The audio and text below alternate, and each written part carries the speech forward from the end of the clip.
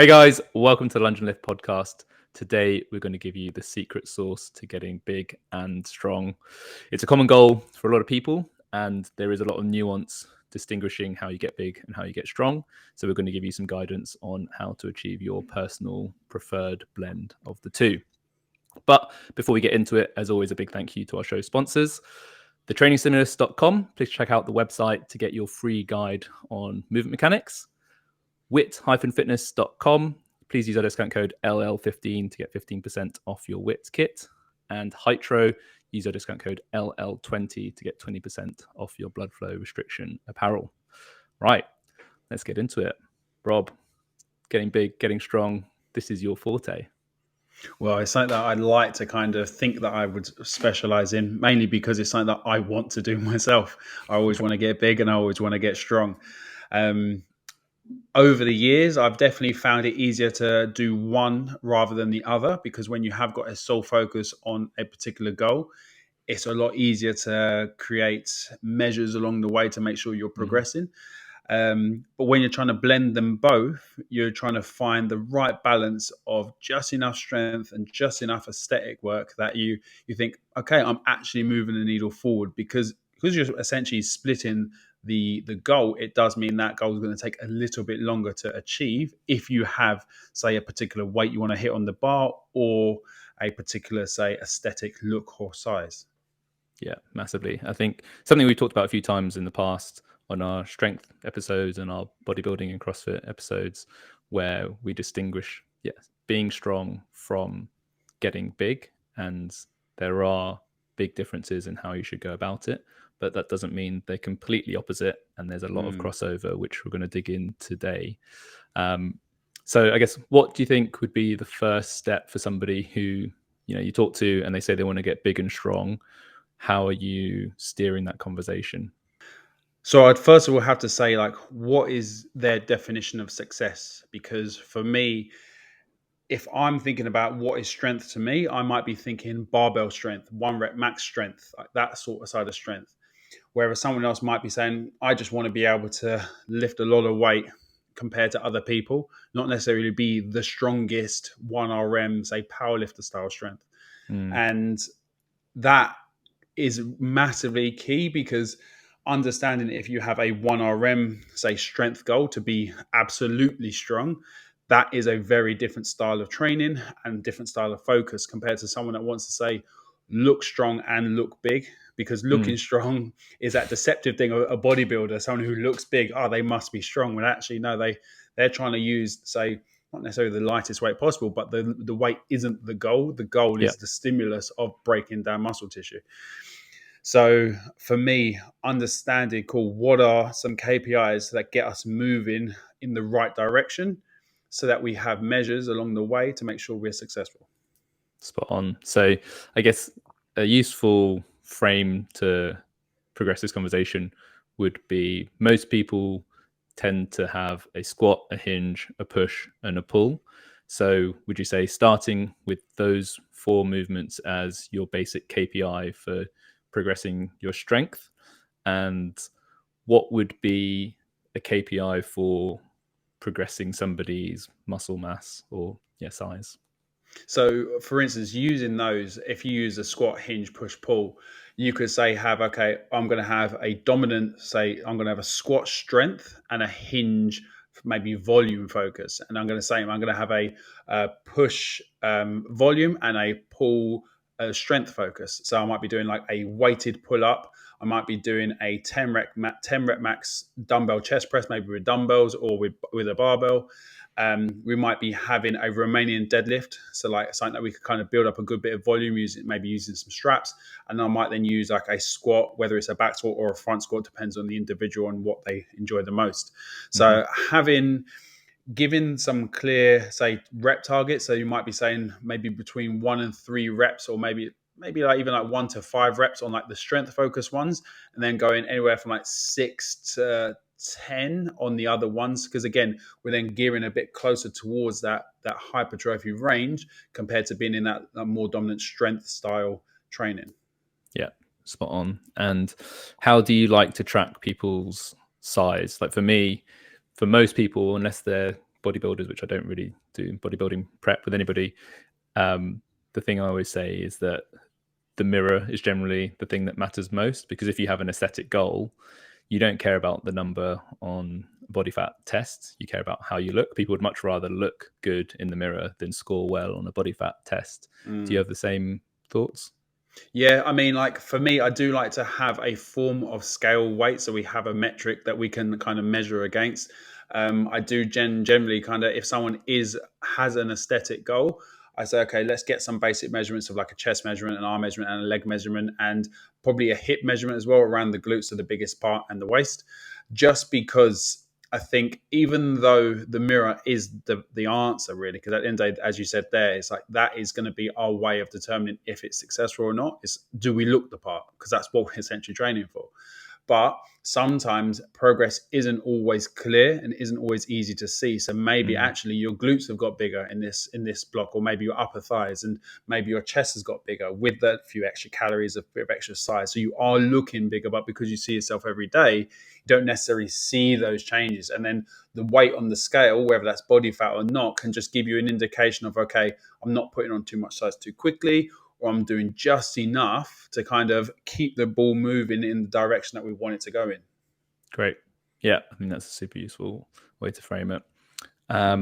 Cool. All right. So with somebody who's more focused on the strength side of the spectrum, how would they approach their main lifts compared to somebody who's more focused on the hypertrophy side of things, if we're looking at those four movements? Yeah, I think obviously with strength, we're going to be looking at progressively overloading your top set in particular. So making sure you're heavy for the day, whatever that is actually moving in the direction that we're looking to go in. So that number should generally be going up, whether it's waving up and down, but gradually the trend is upwards. Or if week on week you are just adding on load, which does come to an end at some point, unfortunately. So when we're focusing on strength, that is going to be one of our main indicators that things are going in the right direction. Whereas then if we was looking at more of a muscle growth stimulus, we're going to be thinking, okay, maybe the top set is still the priority, but how we back off our volume actually maybe gives us a better stimulus for muscle growth compared to focusing on strength gain. Yeah. So it's more about sort of the total work done. So doing more sets of a lower weight might be more of a priority than just focusing on that one top set. Because you could say it's a heavy single for the day. That's not a great hypertrophy stimulus, but it would be a great strength stimulus. No, exactly. And then, so for instance, to bring this to life, is in like, say for instance, if we was building to a heavy five, and we're looking, and our real priority is maybe to be strengthening our is to be getting stronger. Like that's the key thing. And then beyond that is I want to get bigger as well as a byproduct. Then maybe we're saying, cool, okay, we're going to build to a heavy five, and then we're going to do say 2 to 3 sets of a back off set of around 80 to 85%. So we're not near failure. We're still at technically proficient. So we're moving well, and we're giving the body enough stress, but enough stress it can recover from quite easily. And again, when it comes to strength training, recovery is a big part of this, because you need to be able to come back into the gym or however you're training and be able to do these things again so we can keep moving forward. Whereas if we're, say, trashing ourselves like in a more bodybuilding-esque, some of the times with a bodybuilding style training, you're taking yourself to failure, so you're potentially more to technical failure. So you want to be breaking yourself down so you can't come back a day or two later and necessarily hit that same muscle at the same intensity. Yeah, I think that's a great point to hammer home, in that strength training is much more akin to practice, in that you want to have really nice, clean technical reps. So the smaller sets in your back off, doing smaller reps in your set, mean you can say squat very well technically, whereas it's more about the muscle damage and getting closer to failure with the aesthetic focus. So picking where on that spectrum you prefer to be, because I think a common mistake in strength would be going to failure too much and too often, and vice versa. A common mistake in aesthetics is just doing clean technical strength reps, which mechanical tension does have a hypertrophic stimulus, but it's not ticking as many boxes as more volume, more time on tension, and more metabolic stress. Yeah, and I guess also it comes down to the thing of how much time does the individual have. So, Mm, like, how much time do you have to train, and also in regards to your goal, maybe you have a time restrained goal, but if you only have, say, an hour, maybe just over an hour to train every day, are you like by what we then do as well as a strength piece, so like the back offsets and how we do those, are we going to need to maybe do a little bit less because we have a little less time to train? Or if your focus is getting stronger, maybe we're going to take stuff away from our accessory training. And then we're going to say, have that more focus on that main lift and the back offsets because they are the things that are moving the needle towards our A goal rather than our B goal of getting bigger. perfect segue. So I think accessories are really where the fork in the road lies Mm. when you start to move towards strength or move towards hypertrophy as distinct from each other. So, what would be the first thing you can think of that would distinguish accessories pursuing strength versus accessories pursuing hypertrophy? So one of the key things that differentiates strength accessories versus muscle gain style accessories, so like bodybuilding style accessories, are going to be the specificity of that movement. So, for instance, if I'm looking to get stronger at the deadlift, my next accessory piece will probably be something like a Romanian deadlift, whether that is in more a strength range. So maybe my say 4 to 6 reps. That's a little bit more than a heavy one, but still Hmm. getting pretty heavy compared to say if I'm doing for say some size, I might be doing something like a lying hamstring curl or something like that. So that's where I can then absolutely target my hamstrings and destroy them. And then that is going to give me that I can take that exercise to failure safely and then create the damage needed to grow that muscle. Whereas with my strength accessory, it's going to give me the opportunity to still move a heavy load in a similar movement pattern, which then have carryover to my main lift. Spot on. Yeah, I couldn't agree more. I think it's something we bang on about a lot at the training stimulus. The spectrum of specificity basically tells us how much carryover there is to performance. So if your accessory looks a lot like your main lift, then it's going to carry over a lot more. You're probably going to be able to move more similar weights.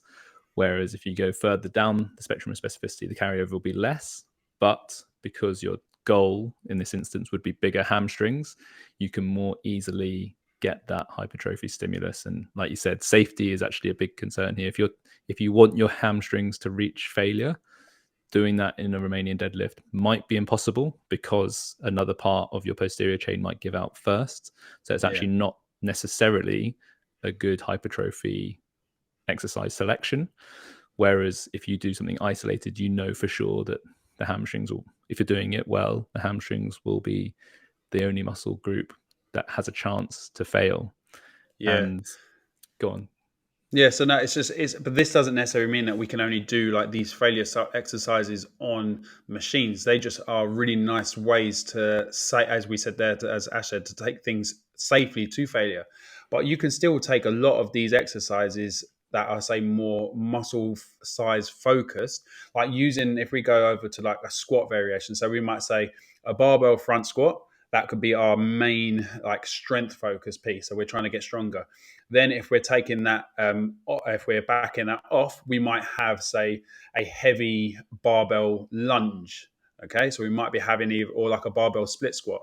But then maybe as a bodybuilding, say volume muscle gain size exercise, we might have like a cyclist squat with a dumbbell. Mm, So we might be able to elevate our heels so we can focus a little bit more on knees over the toes, get more quad activation, get that anterior load in, so that front, holding the dumbbell in your front, and then take that exercise to failure or perform it in such a way where we don't fully lock out of the muscle. So we're keeping that tension in our quads. So it's in an ideal world, we'd probably have a leg press and be able to do that with the leg press. But in a lot of gyms that people are training out of now, they don't necessarily have the luxury of machines unless they're going to a mm. commercial facility. So, but most like CrossFit boxes or strength and conditioning facilities don't have a lot of these machines. So you have to find other ways of getting a very similar response. But as Ash alluded to just there, when it comes to the safety side of things, in a cyclist squat, using that as the example, your back will probably be the thing that blows out first before the legs actually go to failure. So you then have to understand, is it true failure or is it just technical failure? And this is Yeah. something that we're going to touch on at some point later on. But like we do have to differentiate between the two because we have to understand that that wasn't our legs going to their limit. Yeah, exactly, which is important if you want them to grow. And I think that's Mm, the real key underlying principle here, is that for strength, we're trying to challenge the pattern. So the overall movement by the whole body working together to lift as much weight as possible. That's what we're focused on when we want to get stronger. But if we're trying to get bigger, we want to take one or a small number of target muscles to their absolute failure, because that's how we mm, get our strongest hypertrophic response. And the reason why machines have been invented by bodybuilders is because that's a very effective way to overload one or a group of target muscles without other muscles necessarily interfering. I think that example is perfect there from Rob, that in some of these more functional movements, like a cyclist squat, the target muscle might not be the one to give out, which mm. means if quad hypertrophy is our goal for that individual, it's not necessarily a great exercise. Somebody else might have a cast iron back that never fails, so they are able to take their quads closer to failure and get more hypertrophy out of them. But that's not everybody. So as a coach and an athlete, you need to be aware of what your limiter is Yeah. and how the exercise selection plays into that.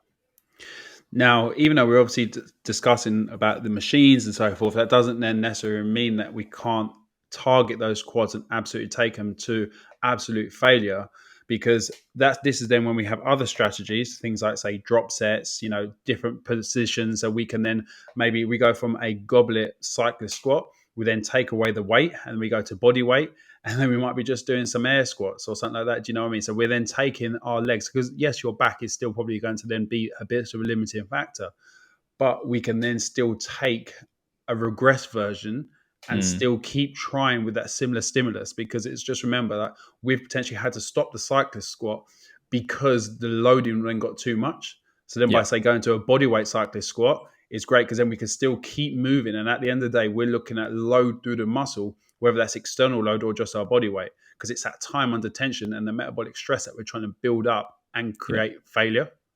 Yeah. And I also love the example you gave offline of tweaking the setup, which is something we do a lot in Mm, movement mechanics, depending on the training stimulus we're trying to target. But you gave the example of a split squat and going hand supported.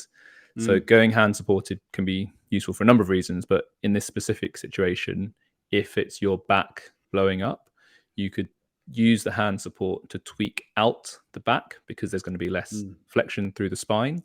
So that means more of the workload gets done by the legs, and we can get closer to that quad overload that we're looking for. It might be slightly less transferable to squat strength, but as we said, if we're clearly going after quad hypertrophy, then tweaking that setup by using hand support, by heel elevation, by changing the cues, maybe driving your knees forwards more, all of Yeah. these tweaks are incredibly powerful for getting more of what we want out of an exercise, rather than just Yeah. doing them mindlessly. Because I think we get very caught up in, like, okay, 8 to 12 reps for 3 sets, even if it's a superset or something like that. And then, okay, failure is then just taking that exercise to failure.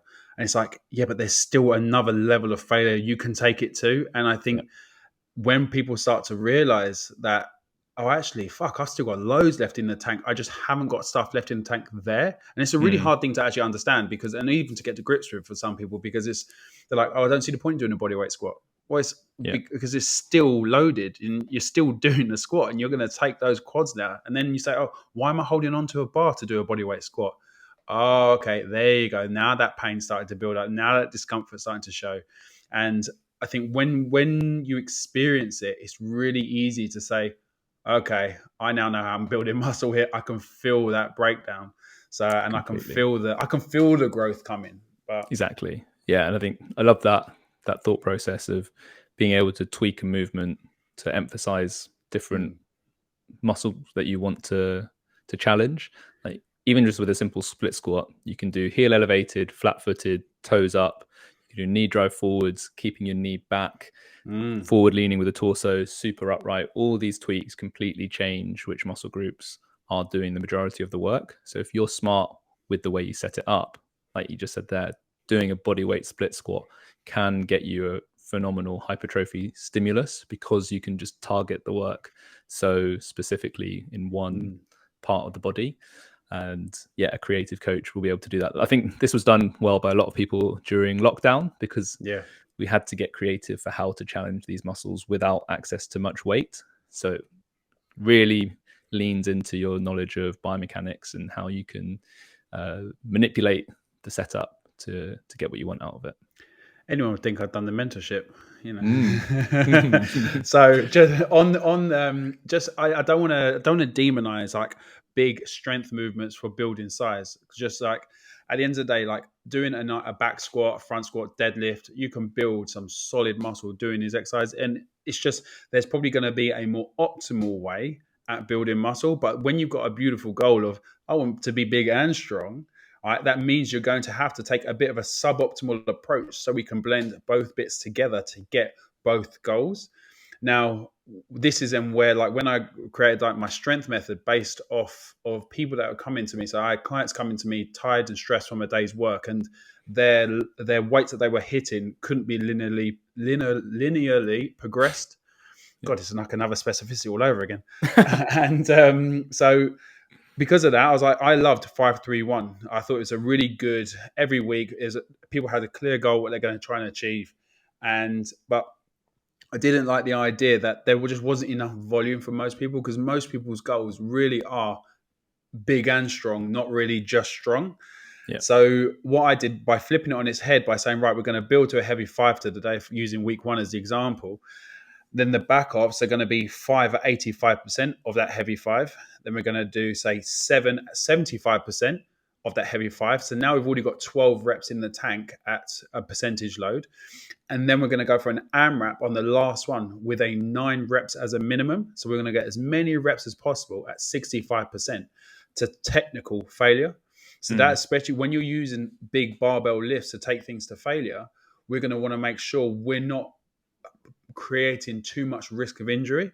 So we can say, right, we're going to have some parameters that we're going to set and say, right, when my form breaks down beyond this is where I then stop. Even if I know I have, say, another 2 in the tank, I know I don't have 2 in the tank within these parameters. So this is now my failure point for this week. So that might be 1 week, it might be 20 reps. The next week, it might only be, say, 15 reps. But the beauty of that is it's based off the heavy 5 of the day. So it's based off who you are that day in the gym. But then it's also giving you that volume stimulus with a big compound lift. So we're not going to just target the quads. We're going to be targeting the glutes. We're going to be targeting the abs. We're going to be targeting your upper back by holding the bar for that long. So there's so much that's going in behind it. And then you're also working your aerobic system to some point, because doing 20 reps of any squats, if anyone's done a 20 rep squat, they know how hard it gets. So it's like that's the way where we can start to blend the aesthetics in with the strength, because we can have the key KPI of being the heavy 5 for the day. And then if we're more strength focused, we can maybe, as I said earlier, kind of go more towards the 80 to 85% within a couple of sets and say, right, we're going to make this as precise as possible. And if we're going to go more for the volume and the size approach, we can actually then just back off even more and get more into those bodybuilding reps, where we can then take our muscles closer to failure. And then going into our accessory stuff, we can then be at a more muscle damaged point, so it doesn't take as much loading to get that same stimulus. Yeah, exactly. I think the thing that does really nicely is, if we, maybe too obvious to say, but if we're focusing on strength, the thing that matters is the weight on the bar. But if we're focused on hypertrophy, the thing that we're optimizing for is more total volume, and the fact that it has to feel really difficult, like getting to failure and the amount of work done is what you're really optimizing for, which is why bodybuilders are so keen on form and working hard rather than weight. So they would much rather do 4x8 to 12 with a moderate load. If it kills them and they get, they absolutely destroy a muscle group, that's a better session versus a strength-based athlete where they're much more bothered about what number is on the bar, whether they hit it and what it looked like. So in that setup, you have the heavy 5 for the day. So that's your sort of load-focused piece. But then you make sure you make up the volume with an appropriate load based on how you're performing on that day.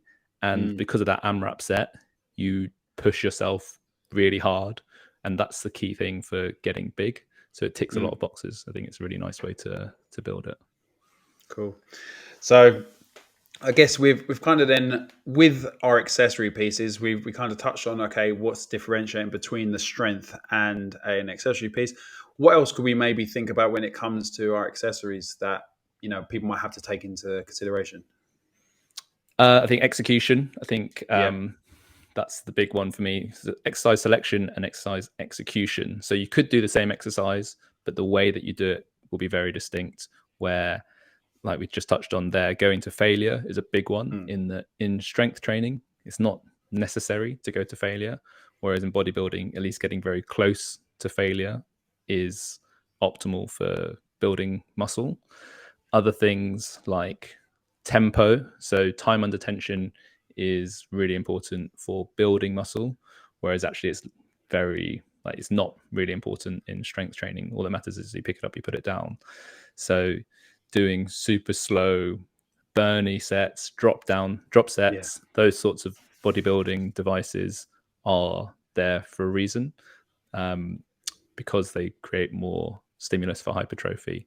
So you can expect to see more pauses, tempo, drop sets, giant sets, supersets, those sorts of things to really take a muscle beyond its perceived capacity. Mm. And I think that's the biggest distinguishing feature for me between a strength session where you might do sets of 3 to 5 reps on an accessory movement, whereas on a hypertrophy focused program, there'd be more reps, slower reps, and they generally feel more grim because the way Yeah, you're they doing hurt it more. is to get that stimulus. Yeah, and I think as well, like understanding the target muscle that you're trying to hit, because then with those back off sets, or say, sorry, accessory sets that we're talking about, when we're say going for say an RDL, using the RDL as an example, and with those 3 to 5 reps on that back off set, and we're trying to get a full body tension, just get that really dominant hinge. Whereas if we then want the same exercise, but maybe make it a little bit more glute focused, we're going to change our stance. We're going to change how our knees move, just like you kind of alluded to earlier, like all these little tweaks that we can make, but it's still the same movement. And Mm, this is then where we're then going to make sure we're getting the correct target muscle. We're going to be doing the exercise in the best way possible to give us our desired stimulus. So an example is as well, like doing, I don't know, something like, well, we've spoke about earlier, like with the split squats, right? Because you can obviously do a split squat for building strength and doing it for building your quads. And it can be very nuanced, because sometimes when you see programming online, and so you might be following a program, and you see rear foot elevated split squats, but how you execute those rear foot elevated split squats will give you a different stimulus. Like, again, yeah. I know I'm kind of reiterating points we've already spoken about, but this is then where, kind of going on from your point, where the exercise execution is so key. Because again, I would Mm, then also say, if you're going for bodybuilding, I'd tell you to wear straps so your grip isn't the limiter. Because why would I want your forearms giving out when yeah. you're holding the weight, when your quads have got loads more, your glutes have got loads more time to stress? And that's what we're after, that time under tension that you spoke about, tempo. Like, your grip would be that limiting factor straight away. If you had to set a tempo squat, so say like a 3-2-1-1, for instance, for like three Mm, seconds down, 2 second pause, 1 second up, 1 second at the top, and you do 10 reps of that, that'd be killer. That's over a minute's worth of work. yeah. So that's a long time to be holding weight. So again, execution, but then, okay, using straps, that's using accessories for your accessories. Yeah. Very So meta. yeah. Um, yeah, brilliant. I think one thing we're going to probably do a separate episode with our mate Liam from PH Nutrition is nutrition. I think for It's going to be both key. goals, yeah, eating enough is required. Like it's very difficult to get stronger or bigger in a deficit. Yeah. Maybe impossible Mm. for size. Um, but I think you want to err on the side of a surplus rather than Yeah. maintenance if you really care about pursuing these goals with much intent, which you shouldn't underestimate the difficulty of. I think that's one of the most common mistakes I see, is that someone wants to get bigger and they're willing to put in all the work in the gym. They can push themselves, they can keep knocking the weights up, but you've got to push yourself at the dinner table as well. And Mm. a lot of people don't appreciate how difficult that can be to eat to a level where you feel a bit sick regularly. which for a Yeah. lot of people is required. Yeah, and I think also like it can be really misconceiving in a way. I think is that a word? It doesn't sound like a word. It is a word, yeah. Deceptive, is And that what you mean? deceptive, yeah, it can be a bit deceptive at times where like, well, I'm getting in calories, but then you're not actually maybe hitting your protein targets because you're just eating shit food. So it's like then you are just probably I started putting on body fat. So rather than necessarily giving your body the right fuel to regrow and build new muscle tissue. So, you know, when we're going to really break down some nuances in that episode, but like using myself as an example at the moment, like I'm going through a strength phase. So I'm focusing on a bit more weightlifting at the moment, and my body fat is coming down. My muscle mass is reducing slightly, unfortunately. But out of, I think it was 9 kilos I've lost so far, I've lost 2 kilos of muscle. So I'll take that as a ratio at this moment in time anyway.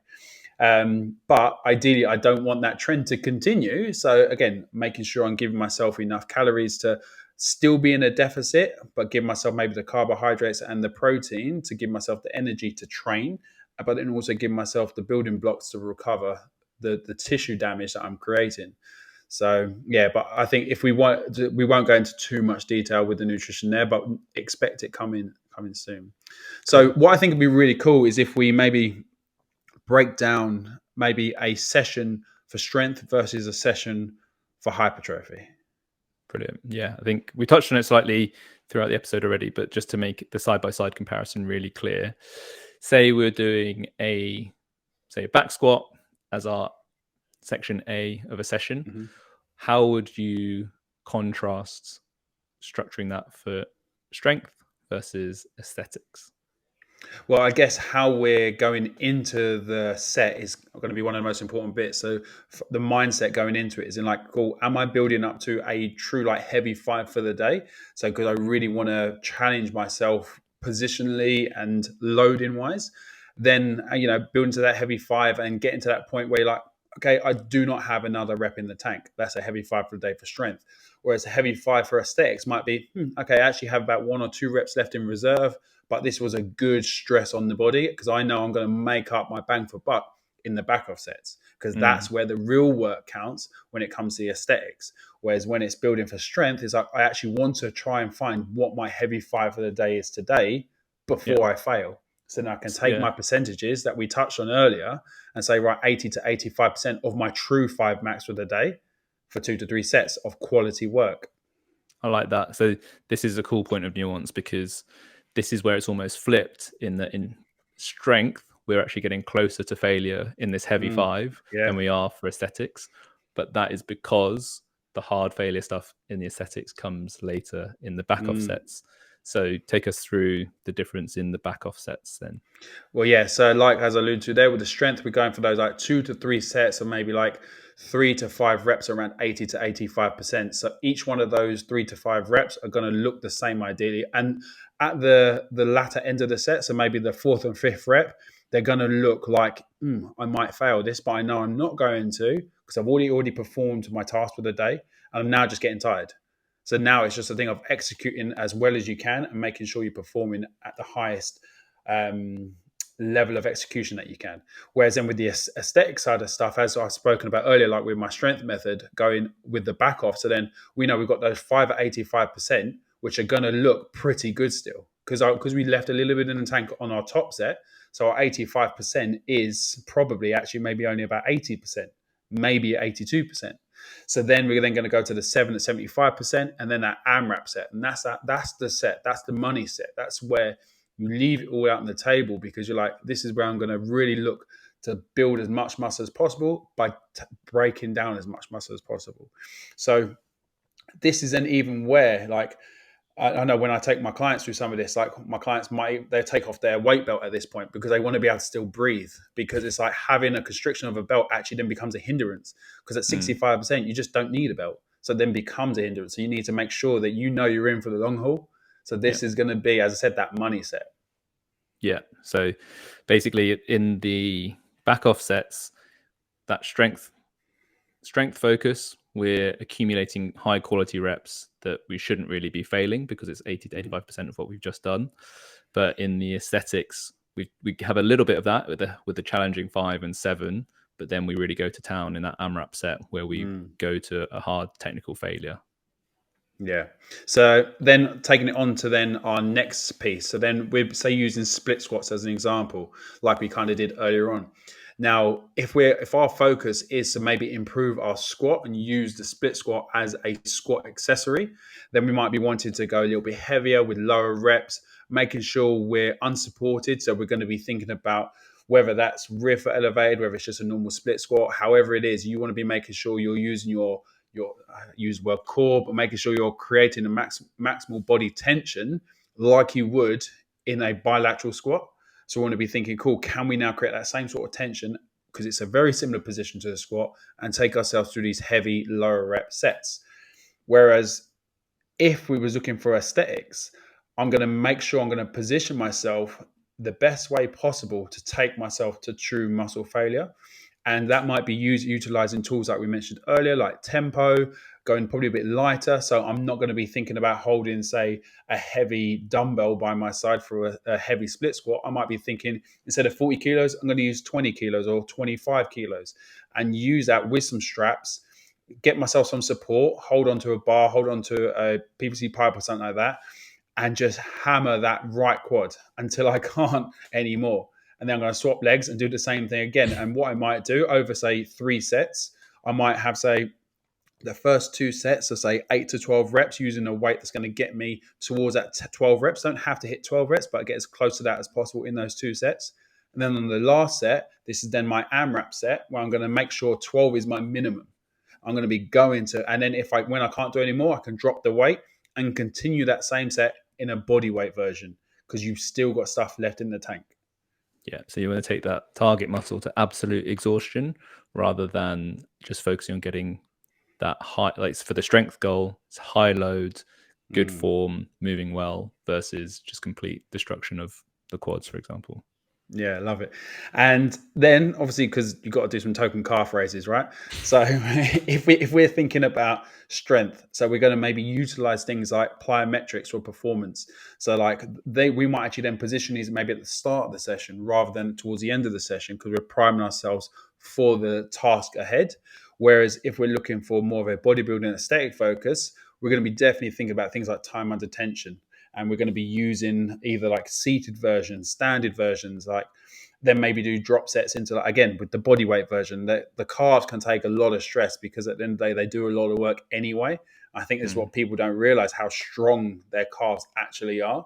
So it's because there's a lot of people that don't train their calves. Like, well, I don't really have good calves. It's because you don't put the same effort you do into your biceps. Like the calves, they can take a lot of beating. Yeah, I think I really like that point. So doing the more plyometric, faster, higher tension versions for performance, you can think of those as activation exercises almost. You're firing up your proprioception, you're building awareness of your position in space, but also getting a strong activation stimulus. So that would be useful for priming yourself to lift heavy. Whereas if you're looking to grow the calves, doing seated or standing, depending on which calf muscle you're trying to grow, having it much slower, time under tension, and going closer to failure. Like if you're doing plyos to failure, then I feel like that's quite a high risk option to choose. But also like when we had McKinnis Watson on the podcast, right, and we were talking about plyometrics there, a lot of that was obviously gearing towards like performance and stuff, and like how it carries over to a lot of movements we can kind of improve, especially within, say, strength training, because like I've been doing a lot with weightlifting, and obviously previous guest Chris Speed, he's programmed for me for my weightlifting competition, and like starting out with a lot of plyometric work before some of my strength stuff.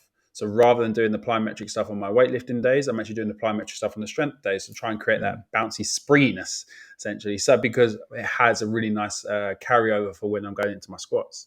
So I think then lastly, as well, since we finish off this lower body day, maybe we'll talk about some ab training, some direct ab training. Now, if we're talking for strength, you're probably going to think, right, how can I create total body tension? So I might want to use things like farmer's carries, front rack carries, something like that. Something that's very, say, in air quotations, functional. Something that's going to look similar to a squat, say. So the fact you have to brace and hold a load for a period of time doing whatever.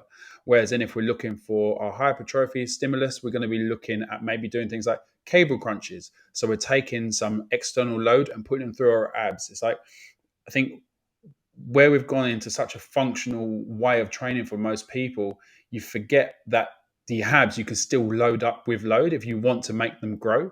It's like you can make yourself look leaner by just having bigger abs, essentially. So it's like, we want to try and give them a stimulus for growth. So you can go beyond just a body weight sit up. Maybe you could do a weighted sit up or vice whatever. So yeah, exactly. I love that. So the principles there in that the farmers carry, if say you're doing like a yoke walk, like that's back rack loaded, and very similar loading and stress on the body to doing a back squat, but with a little bit of walking. So you're developing a very similar type of core strength to brace through a squat. Whereas cable crunches, you're training flexion and extension of the spine, trying to get length and then shortness through your six pack, because that's what you care about developing. That doesn't transfer as well to the way your abs are used in a back squat, but you probably look better naked. Yeah, and I think on the naked point, this is, I guess, where you can review and check your progress. Because am I looking bigger? Am I looking good? Because at the end of the day, to do that naked. Exactly, right. You have to see everything, right? Because touch points are key.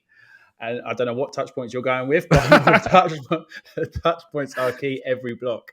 Because we want to be making sure we are progressing in the direction that we want. Because if we're looking at strength, we're going to have some numbers on the board that are going to be hopefully building up progressively, whether like 4, 6, 12 weeks, whatever it is. If it's more of a static goal, hopefully the way you look in the mirror is looking bigger, is looking fuller, is looking more defined. And as we mentioned right at the start of the episode, we might want to have some measures like some body fat scales, maybe the tape. And as we said, obviously looking at yourself in the mirror. But this review process is key to just make sure that you're still remembering that the goal is the goal, because it can be you can easily detour when you're on such a slower progressive goal like strength and size, because there isn't really an end date for most people with a strength and size. They just want to be getting continually bigger, and then when they hit a certain size, they'll probably just maintain that anyway, which most people just think they're going to wake up and be too big anyway. So it's like, that doesn't happen. So we're constantly in this pursuit of bigger and stronger, so that we can then make sure we're doing the right things along the way. And then if we want to get a little bit leaner, we can change a little bit of maybe our caloric intake, or maybe some different output. Or if we want to then focus a little bit more on strength, actually, I want to now compete in a powerlifting competition or compete in a strongman competition, then I can actually maybe change my back offsets, as we spoke about earlier, and make them a bit more strength specific, and same with our accessories. And then vice versa, if we're looking at actually just, I'm getting ready for holiday, I'm happy with how lean I am, but I want to feel bigger. Cool, up the creatine and get pumping the weights and take away, and basically make sure all your working sets are all more geared towards that bodybuilding style focused training. Yeah, spot on. I think the key thing there for me is having some objective data points. So if it's your strength numbers, are those big four movements going up? If they are, great, it's working. From the aesthetic point of view, taking progress pictures is really important, so you can see objectively how you're changing over time, because day to day you might feel fatter, you might feel smaller, whatever it might be, but if you've got side-by-side comparisons of how that trend is changing over time, it's harder to be emotionally swayed by what you see in the mirror. Having a more objective piece of data there is important. And on that point, just a minor one, make sure the lighting is the same in your progress pictures, which a lot of people will do it using natural light through the window, and obviously day to day the sun varies, so I've always advised doing it in a room where there's no natural light, or shut the curtains so the lighting is exactly the same. And what Rob said earlier about having some measurements, so whether you're measuring size of your chest, arms, legs, whatever the metrics that you care about, say your hypertrophy program is to get a bigger chest and bigger arms, measure those, so you're again not guessing, you have some concrete data to prove that it is working or isn't working, and yeah, I'd just like to echo what Rob said. If you feel like you're getting stronger, but you're not getting as big as you would like, this is the point at which you can course correct.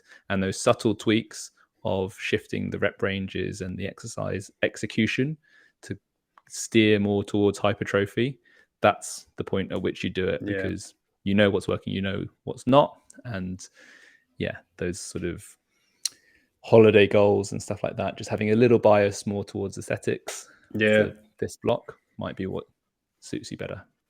And, I just want to echo something you said there about the progress photos. So something I actually done recently, because I realized I'm looking back at previous states of myself and not understand. Like, one of my comparison pictures of myself was in a changing room. Now they're going to have some awesome downlighting.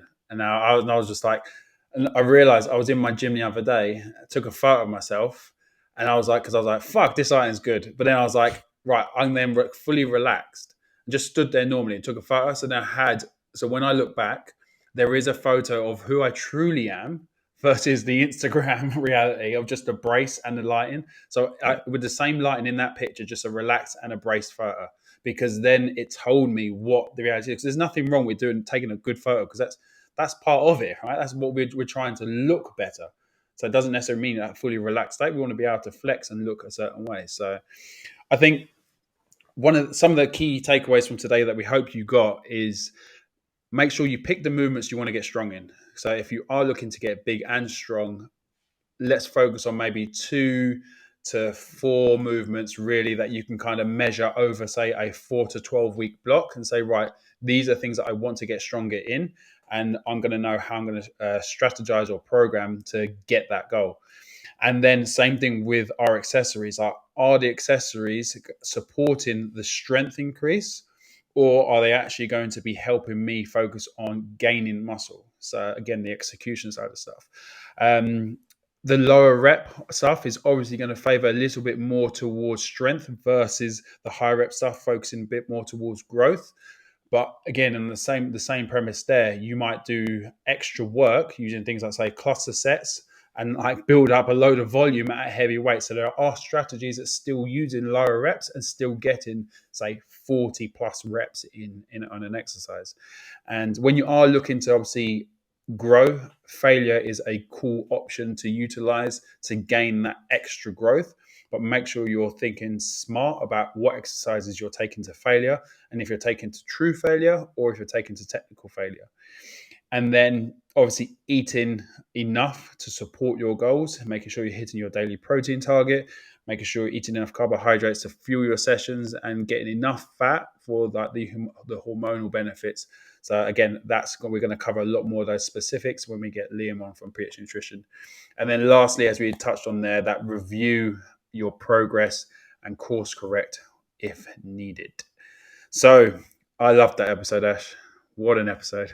So we hope you enjoyed it as much as I did and Ash did. If you did, please share on your socials. We are gradually growing very slowly, and we appreciate every single one of you that does share an episode. So thank you if you do. If you also want to support the podcast, you can head over to Apple Podcasts, leave a review there. Head over to Spotify, you can leave a 5-star review there. In YouTube, you can subscribe to the channel there. We're growing that as well. So thank you very much to everyone that has supported the podcast. We're coming up to 3 years now. Yeah. So it's something pretty serious. I think this is the one before 3 years, or maybe 2 before. I'm not too sure. But it's a long time. It's the longest commitment I've had, except for my wife. So yeah, it's pretty good. I'm really happy that we're doing this. So thank you very much, as always, for tuning in. We really appreciate you every single week, and we'll catch you next week. Thanks, guys.